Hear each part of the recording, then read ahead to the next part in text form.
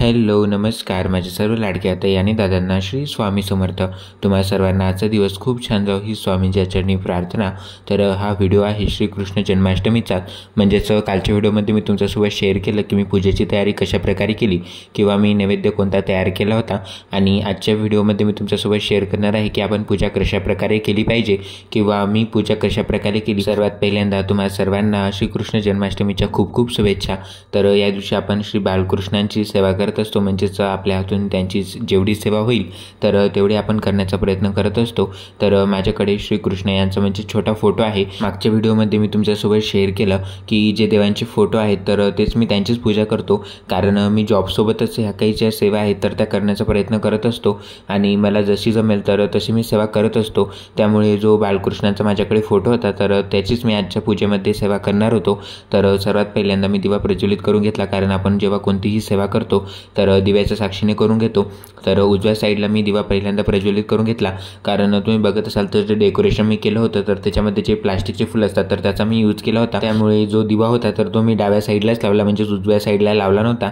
यानंतर पूजेची मांडणी मी सुरुवात केली। तर आपण जेव्हा कोणतीही सेवा करतो तर सर्वात पहिल्यांदा आपण खालती स्वास्तिक काढून घ्यायचं, म्हणजेच जिथे तुम्ही पूजा करणार असाल तर पहिल्यांदा ती जागा तुम्ही स्वच्छ करून घ्या आणि त्यानंतर मग तिथे तुम्ही पांढऱ्या रांगोळीने स्वास्तिक काढू शकता किंवा कोणी तांदळाच्या पिठाने देखील स्वास्तिक काढतं।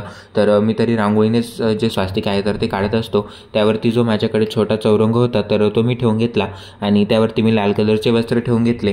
त्याचबरोबर कालच्या व्हिडिओमध्ये मी तुमच्यासोबत शेअर केलं की मी आजच्या सेवेमध्ये म्हणजे जे मोराचे दिवे आहेत माझ्याकडे तर त्यांचा मी यूज करणार होतो। तर त्यामध्ये देखील मी वात आणि तेल टाकून घेतले, कारण एकदा सेवेला सुरुवात केली की म्हणजे सतत जागेवरून उठता म्हणजे भासत नाही। त्यामुळे मी सगळं जे साहित्य असतं तर ते एकत्रितच करून घेतो आणि त्यानंतर मग सेवेला सुरुवात करतो। तर सर्वात पहिल्यांदा जो बाळकृष्णाचा माझ्याकडे फोटो आहे तर तो मी पूजेमध्ये ठेवून घेतला आणि त्याला सपोर्ट म्हणून जे शंखचक्र दिवे आहेत माझ्याकडे तर त्याचा मी यूज केला होता, कारण जे बाळकृष्णाचा फोटो होता तर त्याला मागून सपोर्ट देण्यासाठी जो शंखचक्र दिवे आहेत माझ्याकडे तर त्याचा मी पूजेमध्ये यूज केला होता। सर्वात पहिल्यांदा मी तो दिवा पूजेमध्ये ठेवून घेतला, त्यानंतर त्याच्यावरती मी थोड्याशा अक्षरा ठेवल्या आणि त्यावरती मी जो बाळकृष्णाचा फोटो आहे तर तो ठेवला होता। त्यानंतर आपण जेव्हा कोणतीही सेवा करतो तर श्री गणपती यांच्या साक्षीने करत असतो। त्यामुळे जो गणपती बाप्पांची मूर्ती आहे माझ्या देवघरामध्ये तर तीच मी पूजेमध्ये तिचाच यूज करत असतो जास्त करून, कारण आपण सुपारीचा देखील यूज करू शकतो, पण जी गणपती बाप्पांची मूर्ती आहे तर तिचाच मी खास करून उपयोग करतो। तर सर्वात पहिल्यांदा मी गणपती बाप्पांची जी मूर्ती आहे तर तिचा अभिषेक करून घेतला, म्हणजेच ओम गण गण गणपती नमः या मंत्राचा जप करत करत आपल्याला गणपती बाप्पांचा अभिषेक करायचा असतो। सर्वात पहिल्यांदा मी गणपती बाप्पांचा अभिषेक करून घेतला, त्यानंतर गणपती बाप्पांना पूजेमध्ये विराजमान केलं, म्हणजेच खालती मी थोड्याशा अक्षता ठेवल्या आणि त्यावरती गणपती बाप्पांची मूर्ती ठेवली। त्यानंतर गणपती बाप्पांना मी हळदी कुंकू लावून घेतलं, त्याचबरोबर जे वस्त्र आहेत तर ते परिधान केले, त्यानंतर जे फूल होतं तर ते मी परिधान केलं। यानंतर जे मी दिवे पूजेमध्ये ठेवले होते म्हणजेच जे मोरदिवे आहेत तर ते देखील मी प्रज्वलित करून घेतले।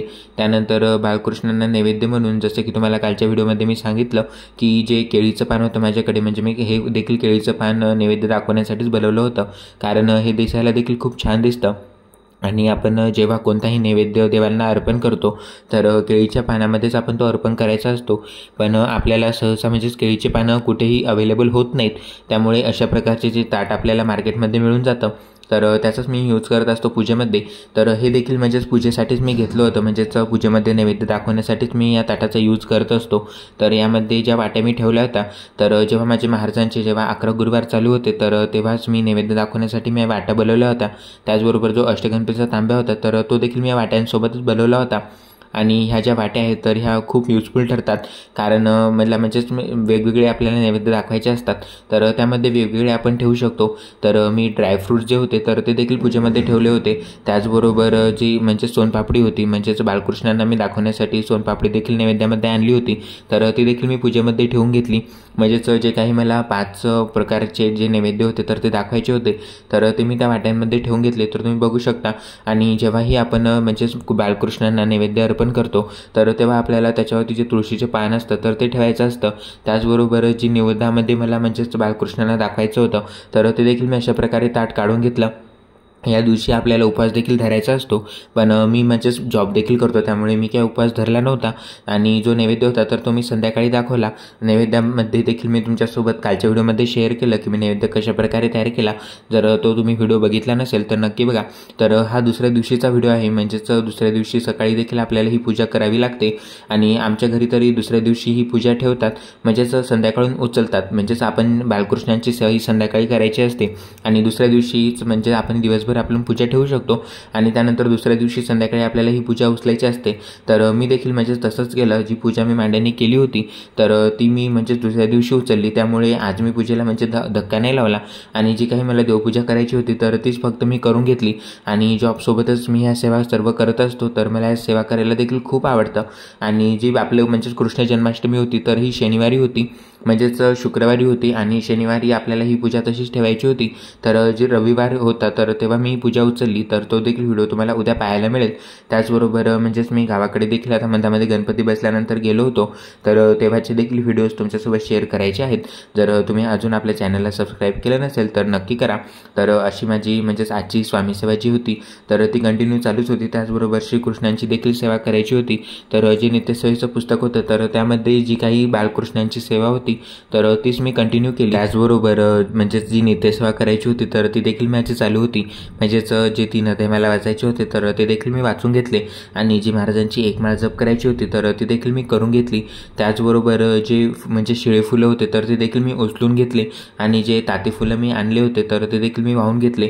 तर मी जॉबसोबतच ह्या काही सेवा ज्या असतात तर त्या मी करत असतो आणि मला सेवा करायला देखील खूप आवडतं. त्यामुळे म्हणजेच मी आवर्जून जे काही कोणते सण असतात तर ते सेलिब्रेट करत असतो आणि तुमच्यासोबत देखील शेअर करत असतो. तर तुम्हाला मी केलेली सेवा किंवा मी केलेल्या पूजा कशा वाटतात कमेंटमध्ये नक्की सांगा. तर अशा प्रकारे जी कृष्ण जन्माष्टमीची पूजा होती तर ती झालेली आहे, तुम्ही बघू शकता.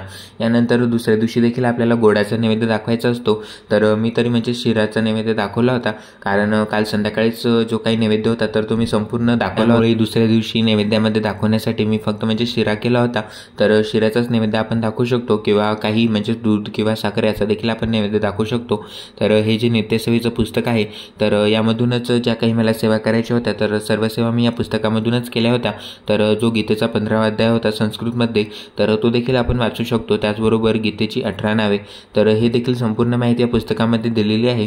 जर तुमच्याकडे हे पुस्तक असेल तर तुम्हाला माहिती असेल की म्हणजे जेव्हा आपण बालकृष्णांची सेवा करतो तर त्या सेवेमध्ये आपण कोणकोणते मंत्र स्तोत्र पठण केले पाहिजेत. त्याचबरोबर श्री व्यंकटेश स्तोत्र तर हे देखील आपण श्रीकृष्णांच्या सेवेमध्ये वाचू शकतो. तर ते देखील मी कंप्लीट वाचून घेतले, म्हणजेच ज्या काही सेवा मला करायच्या होत्या तर त्या मी कंप्लीट करून घेतल्या आणि त्यानंतर ऑफिसला गेलो, कारण आजचा वार शनिवार होता. तर जे शनिवारच्या देखील सेवा मला करायच्या होत्या तर त्या देखील मी करून घेतल्या आणि शनिवारी खास करून लवकर ऑफिसला जावं लागतं, त्यामुळे ज्या काही मला सेवा करायच्या असतात तर त्या मी लवकर करून घेतो, जेणेकरून मला ऑफिसमध्ये देखील वेळ देता येईल. म्हणजे सर्व वेळ मी म्हणजे स्वामी सेवेमध्ये देत नाही, जेवढी म्हणजेच माझ्याकडून जेवढा मला वेळ देता येईल तर तेवढंच मी देत असतो. म्हणजेच प्रॉपर जो टाईम आहे तर तो पूर्ण मी मॅनेज करत असतो आणि त्यानुसार मी माझा टाइम टेबल तयार करतो, जेणेकरून माझी ऑफिसमधले देखील कामं होतील आणि मला स्वामी सेवेला देखील वेळ भेटेल. कारण जेव्हाही मी सेवा करतो तर तेव्हा मला अर्धा तास स्वामी सेवेमध्ये लागतोच आणि त्याचबरोबर जो स्वयंपाक आहे तर तो देखील मी हातानेच तयार करत असतो. त्यामुळे मला स्वयंपाकाला देखील म्हणजे टाईम लागतो, कारण 1 घंटा जरी म्हटलं तरी स्वयंपाकाला लागूनच जातो. आणि त्यानंतर म्हणजे जी आरती होती तर ती देखील मी करून घेतली आणि श्रीकृष्ण यांची जी आरती म्हणजेच यूट्यूबवरती होती अवेलेबल तर ती मी एकीकडे लावली आणि त्यानंतर मी त्यांची आरती करून घेतली. तर जेव्हाही मी आरती करतो तर मी म्हणजेच जे तुपाचे दिवे बनवले होते आरती करण्यासाठी, म्हणजेच खास करून पूजेसाठीच ते तुपाचे दिवे बनवले होते, कारण आपल्याला वेळेवरती आपल्याला म्हणजेच ते अवेलेबल होत नाहीत.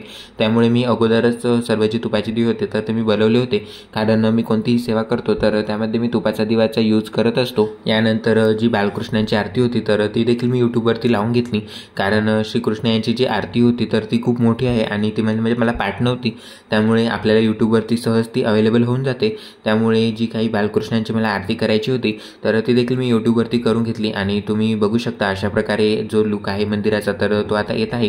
तर ही जी पूजा आहे तर ही आता मी दुसऱ्या दिवशी म्हणजेच उद्याला उचलणार आहे, तर तो देखील व्हिडिओ मी तुमच्यासोबत शेअर करेन. तुम्हाला माझा आजचा व्हिडिओ कसा वाटला कमेंटमध्ये नक्की सांगा. व्हिडिओ आवडला असेल तर लाईक, शेअर आणि सबस्क्राईब करायला विसरू नका. भेटूया अशाच नवनवीन माहितीपूर्ण व्हिडिओसोबत. तोपर्यंत सर्वांना पुन्हा एकदा श्री स्वामी समर्थ.